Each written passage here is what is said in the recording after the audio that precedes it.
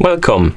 In front of me I have Mobvoi TicWatch Pro 5 and I'm gonna show you how to check the serial number on this watch. Let's start by waking up the screen on our watch. You can do it by pressing any of the buttons. Once you wake up the screen, you should see the current watch face, the home screen, and once you see it, you can press the side button again, or rather crown button, my bad, to open the menu. Now scroll through the menu, find the settings icon and tap on it.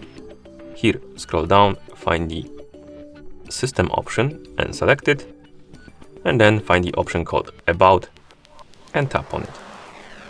And here scroll down and find the serial number, and under the serial number you will see a bunch of letters and numbers, and this is the serial number of this device. And once you're done checking it, you can press the crown button to go back to the home screen. And that's how you check the serial number on this watch. Thank you for watching. If you found this video helpful, please consider subscribing to our channel and leaving a like on the video.